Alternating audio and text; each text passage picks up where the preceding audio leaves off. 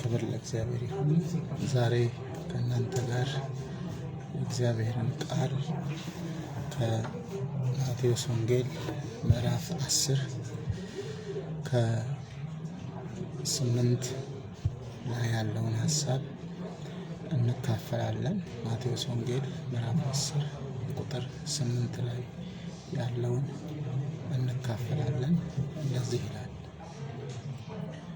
በሽተኞችን ፈውሱ፣ ሙታንን አስነሱ፣ ለምጻሞችን አንጹ፣ አጋንንትን አስወጡ፣ በነፃ የተቀበላችሁትን በነፃ ስጡ ይላል። በነፃ የተቀበላችሁትን በነፃ ስጡ ይላል እና ለምንድን ነው ጌታችን ኢየሱስ ክርስቶስ ይህንን ሀሳብ በነፃ የተቀበላችሁትን በነፃ ስጡ ለምንድን ነው ያለው? እና በዚህ ሀሳብ ላይ እንነጋገራለን። ለምንድንስ ነው በነፃ የተቀበልነውን በነፃ መስጠት ያስፈልጋል? ይሄ ወሳኝ ሀሳብ ስለሆነ እናወራለን። እንግዲህ በነፃ የተቀበልነውን በነፃ የምንሰጠው ቃሉም እንደሚለው በነፃ ስለተቀበልን ነው። ያለ ክፍያ ያለ ገንዘብ እግዚአብሔር ስጦታውን ስለሰጠን ነው። ለምንድን ነው ደቀ መዛሙርቶችን በነፃ የተቀበላችሁትን በነፃ ስጡ ያለው ብለን ደግሞ ስናነሳ ወደኋላ መመለስ ያስፈልገናል። ብዙ ሰዎች ከእግዚአብሔር ስጦታን ተቀብለው በዛ ስጦታ መሰረት ወደ ዳር ያልደረሱት ከገንዘብ የተነሳ ስለሆነ ነው። ለምሳሌ ንዕማንን ማንሳት እንችላለን። መጥቶ ገንዘብ ከሰጠ ለመስጠት ኤልሳን ሲያነጋግር ጊያዝ የሚባለው የኤልሳ አገልጋይ ገንዘብን ስለፈለገ ከዘላለም ዕቅድና ራእይ እንደቀረ እንመለከታለን። ለምጻም ሆኖ እና ብዙ ሰዎች ገንዘብን፣ ሀብትን የሚፈልጉ ከሆነ በነፃ የተቀበሉትን በነፃ እየሰጡ ራእያቸውን ወደፊት ማራመድ ወደፊት ማስኬድ አይችሉም። ከዚህ የተነሳ ነው ጌታችን ኢየሱስ ክርስቶስ በነፃ የተቀበላችሁትን በነፃ ስጡ ያለው። ይህ ምዕራፍ 10 ኢየሱስ ክርስቶስ አገልግሎት ገና የጀመረበት ምዕራፍ ነው። ደቀ መዛሙርቶችን የሰበሰበበትን ምዕራፍ ነው።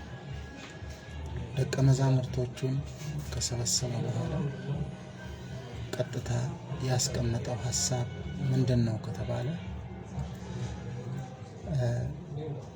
12ቱንም ደቀ መዛሙርት ጠርቶ ይላል። ምክንያቱም ወደ 70 የሚጠጉ ናቸው የተጠሩት። ከ70ዎቹ ውስጥ ደግሞ በተራራ ላይ የጸለየ አድሮ የመረጣቸው 12ቱን ብቻ ነው። ስለዚህ እነዚህን 12ቱን ደቀ መዛሙርቶችን የመረጠውና እነዚህን 12 ደቀ መዛሙርቶችን መርጦ ነው እንግዲህ ቁጥር 1 ላይ ምዕራፍ 10 ቁጥር 1 ላይ ሄዱና በሽተኞችን ፈውሱ፣ አጋንንትን አስወጡ ብሎ ለመጀመሪያው ታላቁ ተልእኮ የላካቸው ማለት ነው። እንግዲህ እነዚህ ደቀ መዛሙርት ለዚህ ታላቅ ተልእኮ ሲጓዙ የተለያዩ መመሪያ ተሰጥቷቸዋል። ከመመሪያዎቹም አንዳንዶቹ ወደ ሳምራውያን መንደር አትሂዱ የሚል መመሪያ ተሰጥቷቸዋል። ወደ ጠፉት ወደ እስራኤል በጎች ብቻ ሄዱ የሚል መመሪያ ተሰጥቷቸዋል። ምክንያቱም መጀመሪያ እስራኤል የኪዳን ልጆች ወንጌል መስማት ስለነበረባቸው ወደ እነሱ እንዲሄዱ ነው። በሶስተኛ ደረጃ ከተሰጣቸው መመሪያ ውስጥ በነፃ የተቀበላችሁትን በነፃ ስጡ የሚል መመሪያ ነው። አራተኛው ደግሞ ብር፣ ወርቅ፣ ነሐስ በእጃችሁ አትያዙ፣ ወደምትገቡበት ቤት ሰላም ለእናንተ ይሁን እያላችሁ ግቡ፣ ሰላማችሁን የሚቀበል ሰላማችሁ ይደርሰዋል የሚል ነውና ከነዚህ 4 መመሪያዎች ውስጥ ኢየሱስ ክርስቶስ ከሰጠው መመሪያ ውስጥ ዋናውና ጠንካራው ደቀ መዛሙርቱን እስከ መጨረሻ ድረስ ሊያስቀጥላቸው የሚችለው 3ኛው መመሪያ ነው። በነፃ የተቀበላችሁትን በነፃ ስጡ ያለው ነው። ምክንያቱም ሰዎች አጋንንት ሲወጣላቸው፣ በሽተኞች ሲፈወሱ፣ እንደገናም ደግሞ ለምጻሞች ሲነጹ፣ ሙታን ሲነሱ ሳፕራይዝ ይሆናሉ። ምክንያቱም እንደዚህ አይነት ነገር በፈሪሳውያንና በሰዱቃውያን አገልግሎት ሆኖ ስለማያውቅ ታይቶ ስለማያውቅ ሳፕራይዝ ስለሚሆኑ ገንዘብን ሊያዘጋጁላቸው ይችላል። ልክ በቀድሞ ነቢያት እንዳደረጉት። ይሄ ደግሞ ለእስራኤል ባህል ነው። አንድ እስራኤላዊ ወደ ነቢይ ሲሄድ ወይንም አንድ ነቢይ ብሎ የሚያስበው ሰው ወደ እሱ ሲመጣ ባዶ እጁን አይሸኝም እና ብዙ ነገር ማንሳት እንችላለን በዚህ ዙሪያ። አሁን ጊዜው ስላይደለ እነዚህ ሰዎች ሄደው እነዚህን ትልልቅ በማህበረሰቡ ውስጥ ያሉ ችግሮች፣ ሞት አንድ ችግር ነው። ሙታንን ማስነሳት ትልቅ ነገር ነው። ለምሳሌ ኢየሱስ ክርስቶስ አልዓዛርን አስነስቷል። የዛች የበለት ሴት ልጅ አስነስቷል። ሰው ተደንቀዋል። ታላቅ ነቢይ በመካከላችን ተነስቷል ነው ያሉት እና ኢየሱስ የሆነ ነገር የሆነ ነገር ጣል አድርጎ ቢል የዛን ጊዜ ነፍሳቸውን ሁሉ የሚሰጠው አይጠፋም። ጴጥሮስም ጣሊታ የምትባለውን ሴት አስነስቷልና ኢየሱስ ማለት ጴጥሮስ የሆነ ነገር አስቀምጦ ቢል ህዝቡ ሁሉ ያስቀምጣል። እነዚህ ሰዎች ይህንን ተልእኮ ተከትለው ሲሄዱ ሙታንን አስነስተው፣ ለምጻሞችን አንጽተው፣ አጋንንትን አስወጥተው፣ በሽተኞችን ፈውሰው ገንዘብ አምጡ ባይሉም ገንዘብ ይሰጣቸው። ግን የዚህ ገንዘብ መሰብሰብ እንቅፋቱ ምንድን ነው ከተባለ ከተልእኮ ወደኋላ ያስቀራቸዋል። ኢየሱስ ይህንን ስለሚያውቅ ነው በነፃ የተቀበላችሁትን በነፃ ስጡ ያለው። ከተልእኮ ውጭ ያደርጋቸዋል።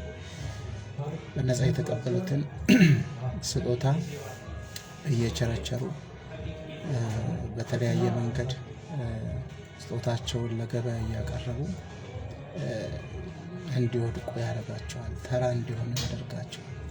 ስለዚህም ነው ጌታችን ኢየሱስ ክርስቶስ በነፃ የተቀበላችሁትን በነፃ ስጡ ያለው። ደግሞ ፌር አይደለም። ሐዋርያት ሥራ ምዕራፍ 2 ላይም የሆነው እንደዚህ ነው። ንስሐ ግቡ፣ መንፈስ ቅዱስን ስጦታ ተቀበሉ ነው የተባለው እንጂ ግዙ አልተባለም። በዚህም ቦታ ላይ ይሄ ነገር ከገጠማቸው ለነገ ተልእኮ አቅም አይኖራቸውም። ለነገ ተልእኮ ጉልበት አይኖራቸውም። አንዳንድ ሰዎች ኢየሱስ ክርስቶስ ገንዘብን ተቃውሟል ይላሉ። ነው፣ ገንዘብን አልተቃወመም። ኢየሱስ ክርስቶስ ገንዘብን ተጠቅሞበታል። ግን እያለ ያለው በዚህ ቦታ ላይ ይሄ የተሰጠ ስጦታ ለሽያጭ የሚቀርብ ሳይሆን ለእግዚአብሔር ክብር የሚሆን ነው። አንድ ሰው በገንዘብ ስጦታን ከተጠቀመ በኋላ እግዚአብሔርን አመሰግነው፣ ገንዘቤ ነው ይህንን ያደረገው ይላል እና ሰዎቹ ለራሳቸው ቢዝነስ ከፍተው በዛው እንዳይቀሩ ለእግዚአብሔር ክብር እንዲያመጡ ነው የስጦታ የተሰጠውና ለዚህ ነው ጌታ ኢየሱስ ትኩረት የሰጠው።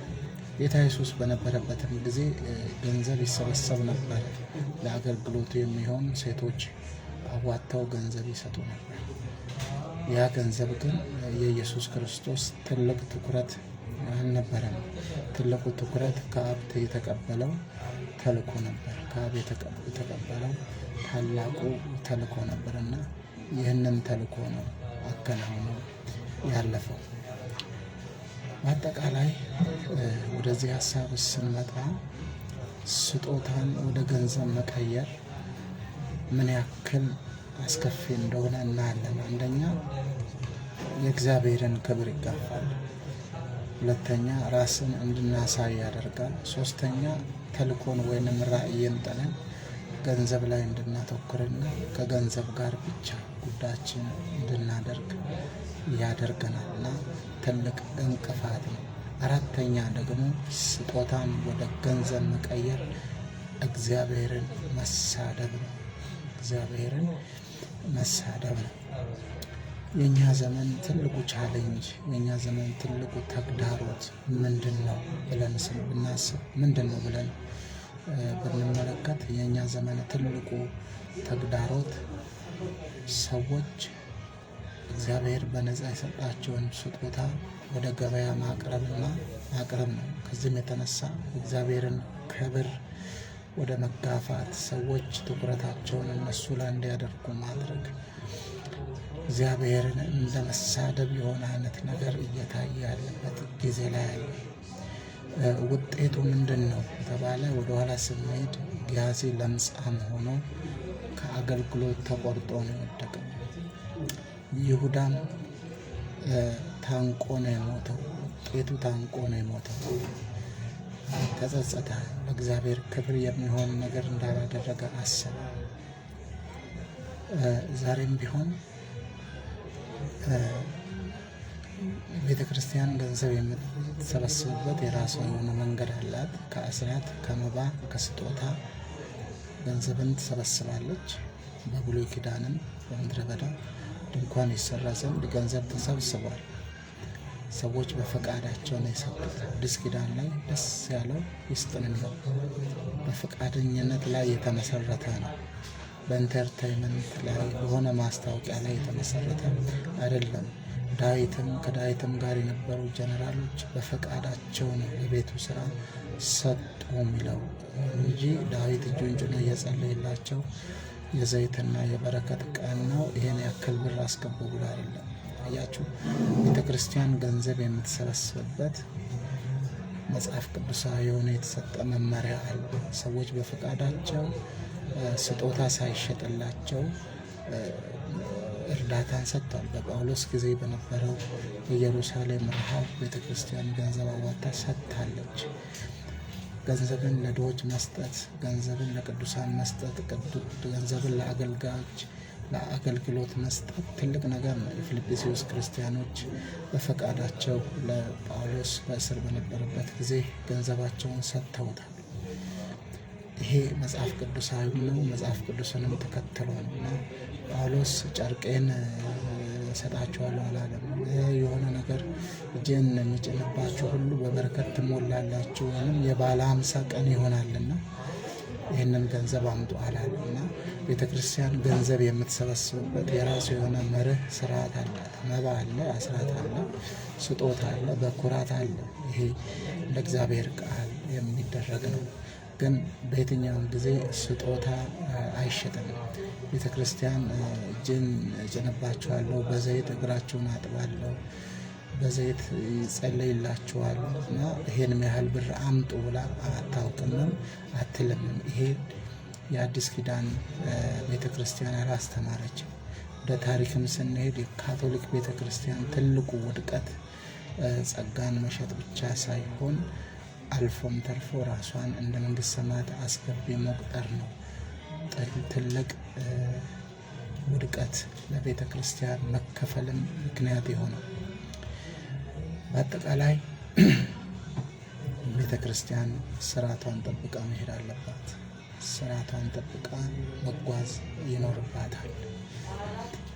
የእኛ ዘመን አገልግሎት ከእግዚአብሔር ቃል እየወጣ ያለበት ነው። ከእግዚአብሔር ሀሳብ እየወጣ ያለበት ነው።